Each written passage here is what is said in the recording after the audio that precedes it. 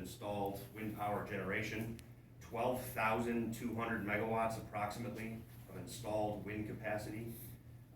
That represents 58% of Iowa's electric need comes from wind energy. And approximately 4 million homes are powered by wind energy every year in the state of Iowa. And then what I thought was most interesting for me is that there are 4,000 wind generation jobs in the state of Iowa and counting. And in terms of all of the electric generation jobs, wind generation jobs equal all of the other sources of generation, equal almost all of the other sources of generation. So wind energy is definitely a big deal. It's important, as I've been saying. These projects are economic engines, and Salt Creek will be no different once it's built. Second point I'd like to make is we're going to be hosting our second telephone town hall tomorrow night. I have printouts here for the dial-in information if you folks are interested in dialing in. Our guest is going to be Dr. David Loomis. He'll be interviewed about economic impacts. So if you have questions about the report, he's going to be giving a brief presentation and then answering questions from those folks that call in. So go ahead and grab one of these. I'll leave these here. And that's all I have. So much less than 5 minutes. Thank you. Thank you. Thank you, Tom. Can I ask a question? Andrew Board, when you say there's 4,000 jobs and counting in Iowa, are these people Iowa-based and do they pay tax to Iowa? So the report doesn't clarify that, but I presume they are. Okay. I mean, they're working on those 12,200 megawatts of installed capacity. So they work on the existing wind I don't consider that farms. correct information when you can't tell me if they are. When you say 4,000 jobs created in Iowa, the assumption when you say that by most people would be that they are indeed taxpayers. That's my assumption as well. Okay, but that needs to be in black and white so that we know that it is an actual fact that these people are taxpayers and that we more or less reap the benefits of having them here. So if you could check into that, that'd be wonderful. I will certainly do that. All right, thank you. Sure. I didn't think the electricity stayed in Iowa. It goes away from us, so it does not power our homes and businesses in the state of Iowa. So, this report states pretty clearly that that's not true. Mid-American and Alliance are two of the largest purchasers and generators of wind energy in the country. I certainly don't know off the top of my head, how many megawatts each of those companies has, but it's thousands and thousands of megawatts. And those projects go to produce energy for their customers. So that's not true, A, and B, I don't know why that's relevant. If, as a state, we have a surplus, why wouldn't we want to try and sell that surplus on the open market? The example I like to give is, I'm sure Tama County has way more grain than they use, and of course, farmers sell that on the open market, it goes all over the world. It would be completely ridiculous to say, well, that grain isn't used in Tama County, so it's not a good thing. Same thing with electricity. I used to know, well, I still know him, Alliant Energy, head honcho, Tama, Toledo area, and he worked at Alliant. He said a lot of this windmill electricity goes out east, down south. Then how come our Commerce Commission keeps upping our electricity bills all the time? I don't have minutes. I mean, if that was a question to me, I don't speak for the Commerce Commission. I mean, I wouldn't know the answer to that. I think we need clarification on this. I would guess that the Commerce Commission's phone number is probably available on their website. Okay, we'll investigate. Let me know what you find. You should know that. I There's a lady in the back. So the Tom. question the other night at our meeting, in Toledo was, if these things are so great, why do they have to forever be subsidized by the government? Why aren't they self-sufficient? So how can there be all this money generated and all this extra when they have to be paid for by taxpayers in the United States of America? So, if that was a question to me, the question was, if these projects are so great, why are they subsidized? I mean, I think that my answer would be that the way our economy works is essentially everything is subsidized in some way, shape, or form. Talking specifically about electric generation, every form of electricity has some government involvement in terms of tax credits or offsets. The only difference with wind and solar is that it's not in the permanent law. So every few years, it makes it into the news. I think most of this room is full of farmers. A lot of us own our own houses. Mortgage interest deductions, child care tax credits, farm subsidies.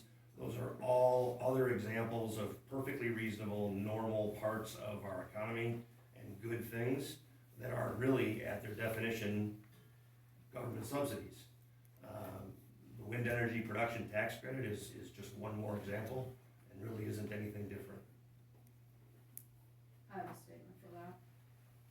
I think when you base all those together, I think the percentages need to be included when you're basing those together, because there's a huge difference in the percentages. That's just my statement. Okay, folks, we're gonna have to shut it off now. It's almost 9:30. Thank you all for being here. Thank you. Thanks for all your comments. All right, it's 9:30. Let's call the meeting to order. Is there a motion to approve last week's minutes? So moved. Thank you. Is there a second? Second. All in favor, say aye. Aye. Opposed, nay. Motion carried. Here. Wow. How you doing this morning? Good. I believe we have a public hearing on the. Yes. Yes. Yes.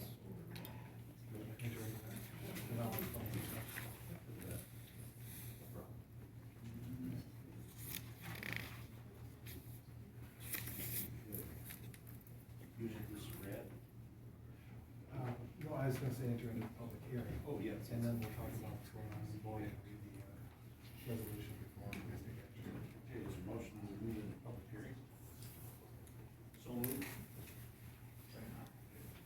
Side. Okay, public hearing is begun. E Avenue between, Highway 30 down to Montour, the Rock Road, sometimes called the Slaughterhouse Road. We currently have, three bridges on the road that are closed. All three bridges are in, poor condition, very poor condition.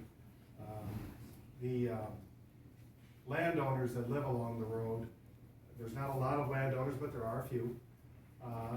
They are not upset by the way the road is closed. However, they want to make sure that this remains a public road so that there can be access to their properties. The bridges, they've asked, they know the bridges are closed for now. They're agreeable for working out in order to still maintain the access to their properties. They've expressed that to me anyway. So we are looking to create a Class C road where we would put gates up on each end of the road. A Class C road is an Iowa Code Section 309.57. The board can establish Class B and Class C roads. Class B road is a minimum maintenance road where if the county can call out and say that we're not gonna be putting rock on the road, we're not gonna push snow. Class C road is essentially the same thing as a Class B road, except that you put gates up to restrict access. And access is restricted to those people who are adjoining landowners, emergency, maintenance personnel, that type of people, and still have access to the road. So this time here, there's a few people, a couple people have requested it. The two people that, in this case, are Terry Heingardner and Jim Lilton, both have discussed this with us. I don't know, are they here today? Oh, here's John. and John Luthi. Yes, and John is is currently a landowner in the process of selling property, is what I understand. So the purpose of this hearing is to hear from the landowners, what their opinion is of it, and it's also open to the public if they have any comments on it. I've laid out a few things. You guys, Class C road, one of the reasons people do this is, oftentimes on dirt roads, we have problems with people driving down the dirt road after it rains and tearing it up. People that don't really need to use the road doing that. We have problems with people doing other things on dirt roads that we don't necessarily want them doing. We also have problems with people going out onto dirt roads and throwing garbage, and oftentimes they'll go out on the dirt road and wander off into the private property and throw garbage. And those types of problems exist. So that's why the landowners oftentimes have an interest in doing this. I'll let you open up your comments. So, earlier in the discussion between you and Jim Little about the bridges and needing to protect and not allow traffic across it, there was a means that you had suggested to use at that time, was it cement barricade? We could do something like that, yes, that'd Yeah, be possible. so that the gates are left open, the car goes through, they still can't get traffic. Terry, you have any comments? I'm for it. John? I'm for it. Okay.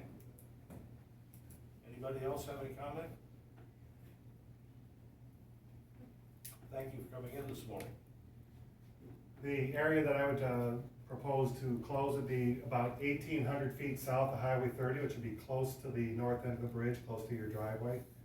The south end would be, there's 3 bridges on the road. The middle one is goes over the Iowa River. Pretty good sized structure. The other 2, one north and one south of, are both overflow bridges. When the river gets running a lot of water, they run through that. I would propose closing it right at the west end, southwest end, whatever you want to call it, of the west bridge, southwest bridge. That'd be the third one in the highway? Correct. Fine. The one closest to Mount Shore. Okay. Fairly close to the lagoons. Yep. Okay. Is there anything else we need to discuss? Don't have to. Don't have to, okay. Do we have to have another hearing? No, it's not necessary to hold a hearing. This is the hearing in order to allow people to give input to it. Then after this, you are able to take action on the resolution. Okay. I believe that's on the agenda, isn't it? Yes, it is, yep. It is. Yep. Any other comments? If not, is there a motion to? Shut up the phone here and I'll be right with you. All right. Okay, go ahead. I'll make a motion to approve resolution 8-1-2022A. Okay, I'll is there a second. All right, roll call vote. Laura. Okay, and do you want me to read it so that, You want to read? Does the public want to? does the public want me to Public read want it? read? Otherwise it's No, I got a available. question when you're done with this. Okay, all right, roll call vote, Larry, Aye. Bill, Aye. Dan? Aye. Okay, and there are copies on the front desk. I have copies, it'll be in my minutes, the full wording. If anybody has questions or want to know the full wording, but. Good question. Yeah, I live at, the intersection of 310th and N Avenue. I don't know if I saw you driving out there today, but maybe somebody else, early. But anyways, okay, it's already early. Anyway, so they raised the grade on that road. On N Avenue. On N Avenue, and right there at that intersection, so when they raised the grade, right near the stop sign, at the corner, they raised the grade a couple feet, and then they dug the ditch out a couple feet.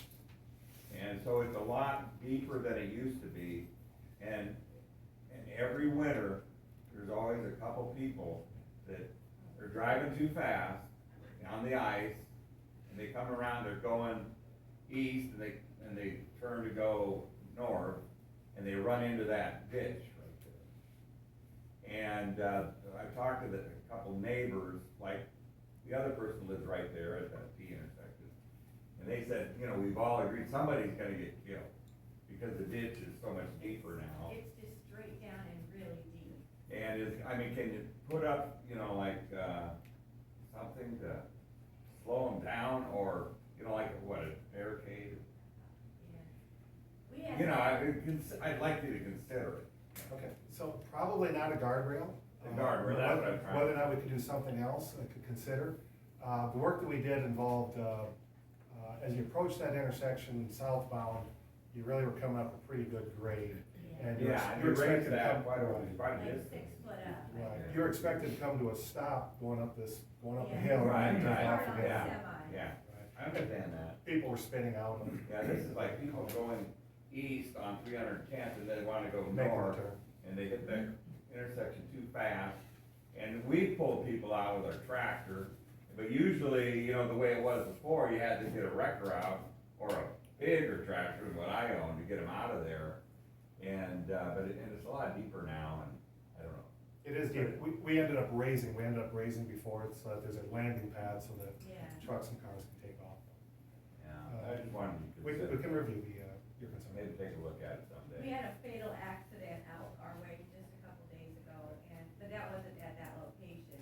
Just But east of I it. could see that easily happening there. Well, got a question, Chief. I called in the office here a couple weeks ago. V18 and E36, that comes in the loop here, you drive it every day. Oh, The stop sign there, east of town, I've seen people fall through there 20 miles an hour, not even stop. Both ways. Seen semis, and over there by where Diane Cloud is, if you don't look good from the east, there's gonna be a car, somebody's gonna get killed there. They need to put some flashing, just like down Chelsea or over by Lincoln, a flashing stop sign. Both directions. both of those places that you're talking about had an accident history that, ended up, that we put in the flashing stop signs. I'm not aware of an accident history like that there. We do have the rumble strips approaching. No, but there's gonna be somebody get killed there. Maybe you, Hope not. you never know. Hope not. They come from the east and they don't even slow down through here. I don't think the stop sign's broken. I think Yeah. it's- Anything else, Lyle? Maybe a four-way stop sign. potential.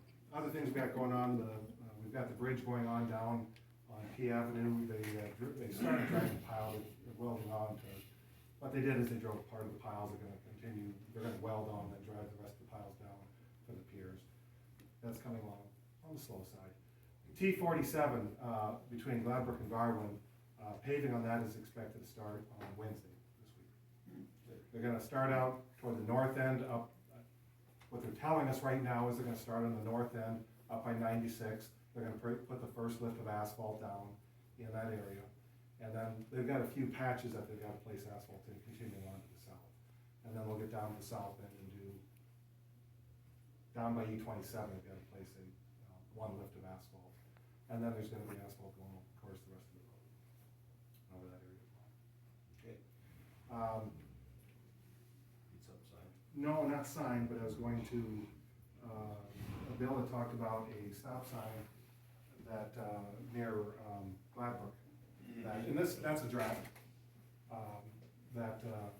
We've got a stop sign near Gladbrook, to 175th and C Avenue. The northbound traffic is currently made to stop. The northbound traffic is a through route, the north-south is a through route, and 175th tees into it. You would expect that 175 would stop. We can talk about this next week also, but I drafted a Yeah. resolution, and I'd ask that to be put on the agenda for next week. Resolution for stop sign removal. C Avenue and 175th. Yeah, 175th, that extension to the street goes by 4-H ground. Well, 4-H Yes. ground. Yeah. Yes. That one's the same road. Then if I could also put on the agenda for next week, something called Safe Streets for All grant application. The Iowa County Engineers Association is trying to put together a grant application to develop a local road safety plan for each county in Iowa. It's something that we would not pay for, it'd be paid for through, that's what we're trying to do, is apply for a grant to pay for this plan. But that's the Did resolution. you get information you put it for? I know you. Yeah, I did.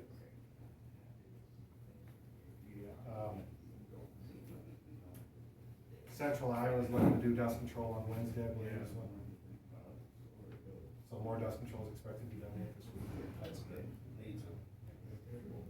And yet, sorry, I'm drawing a bit of a blank, I got more on others. Is there anything else that you guys got for me? I don't know. How they going on HF? So, they're coming along on the the north half mile is done.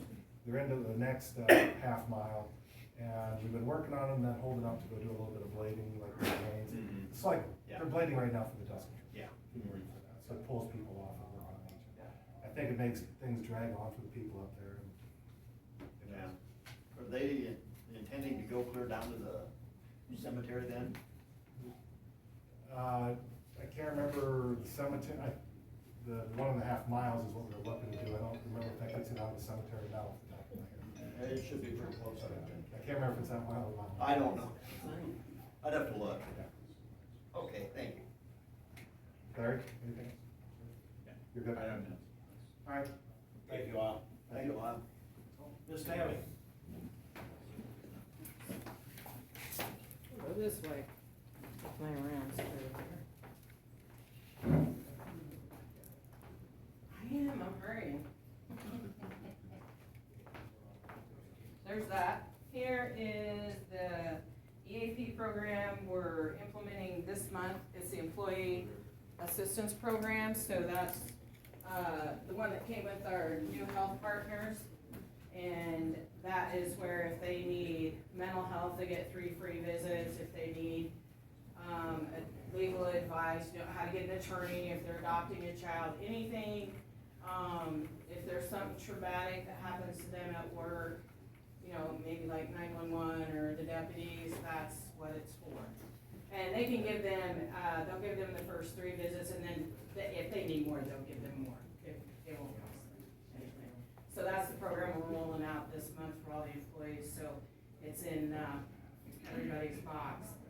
Then I got back notification from Christy Marie and the sexual harassment thing I'll be sharing with Hartland.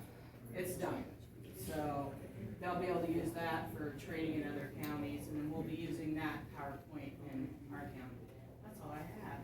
Pretty easy this week. Yay. Don't get safety. Yes, I know. Safety meeting. What time is the safety meeting? 10:30. And Garrison's gonna take us all out to lunch. He is? Woohoo, Garrison. Yeah, I'll Okay, is there a motion to approve the claims? So moved. Thank you. I'll second. All right, all in favor of the motion, say aye. Aye. Opposed, nay. Motion carried.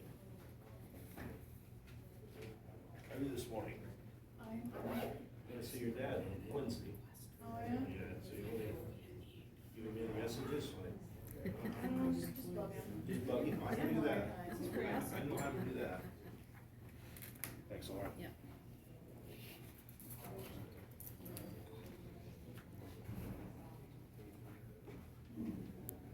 Okay, we need to appoint, swear in temporary recorder. Amelia? I don't see her. Give her a buzz.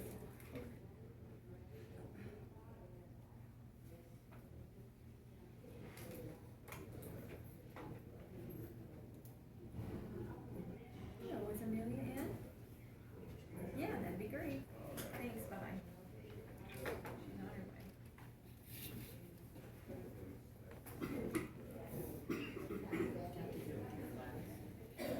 Yeah, do you wanna do it by a flag, Dan? You can have your stand over here, you too, okay?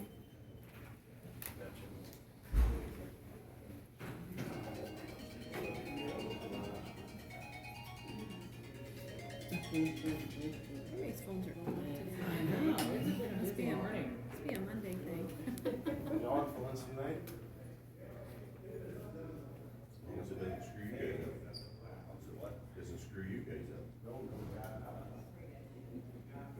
I'm looking forward to it. Yeah, we figured we'd get Grayson packed up to, it's gonna be a short night. That flag, that way, so it's on the right side.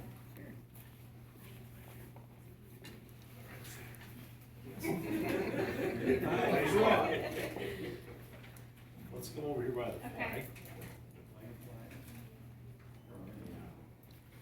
He's gonna Okay. read you the oath, but I also have it in writing for you in case.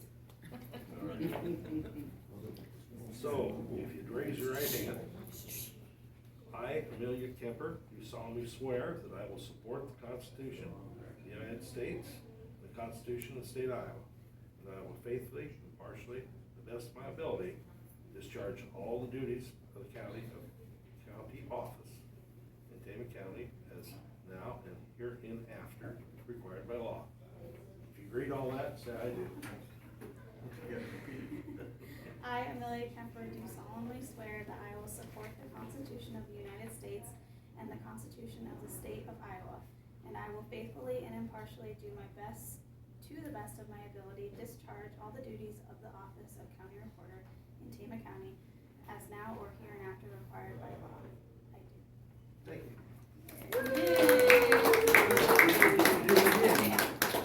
It's strange how that works, but that's the way it works. Amelia, next to it right here. It's like Christmas.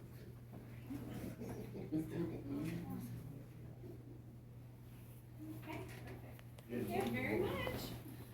You need two copies. Yeah, if you wanna go ahead and sign, we'll have you sign one more.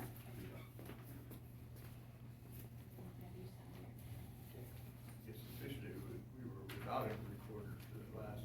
Couple days. Oh, okay, 8:30 on, 9:00, 9:30. Yep. A little better now. Here, if I do this, I mean, I'm not here And it anymore. will just go to that right away. Whatever it is that comes up.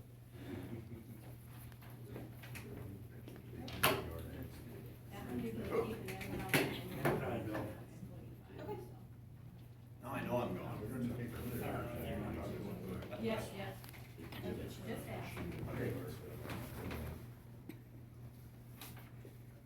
Okay, and I think we'll go to the next thing on the agenda that has to do with the recorder's office. Okay. Okay.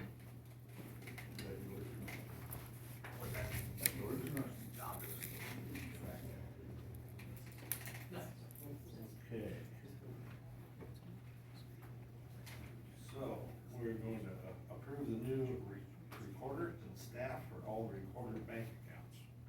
Right, so when we have a change, the bank requires you guys to take action for her to be able to go in and sign all the new signature cards and authorize who on her staff that she wants on there. So that's what she's asking you to do today. So we just have to have a motion and a second for that. Okay, is there a second, is there a motion for that? I'll also move. Second. All in favor of the motion, say aye. Aye. Opposed, nay. Motion carried. Looks like you're in business. Okay. Thank you. Thank you. Thank you, guys. Okay, we're down to approve the FY 23 levies. Yep, and I had given those to you guys, and they're here on the front also, but every year my office collects tax levies and puts them together. On the tax levies, it includes the school levy, the area community college levy, city levies, township levies, the county levy, and then we put it all together on a levy sheet like this, and this is what taxes, your property taxes are based off of. Once we get it put together and certified by the state, then we have to have the supervisors approve it before we print tax statements. So this is a yearly thing that they do. These are all available if you wanna take them. But that's what I'm asking them to do today is, and they've had those this week to look at, but, we just need formal action on that also. Okay. Is there a motion to approve? Yeah, move to approve the 2023 levies. I'll second. All right, all in favor of the motion, say aye. Aye. Opposed, nay. Motion carried. Okay, thank you guys. And there you go. I'll get those printed. Any other business, Laura? Nope, I don't have anything else. Anybody else have anything they Anybody else wanna have anything? No. bring up? Okay, I'll adjourn you at 9:52. All right, thank you.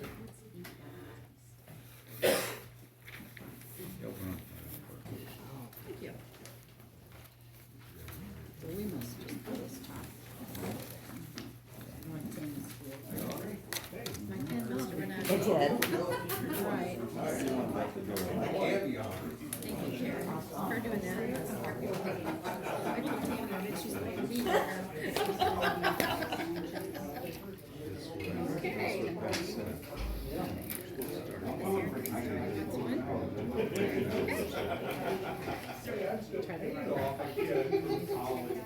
Check with that. I'll hope that works out. Okay, thank you. Thank you very much. I'll be writing them up, so I'll take it. Okay. Thank you. Thank you, Richard. I'm tired. Well, yeah, you've had a Chasing busy day cattle chasing crap, wow. cattle, yes. Yeah, oh well.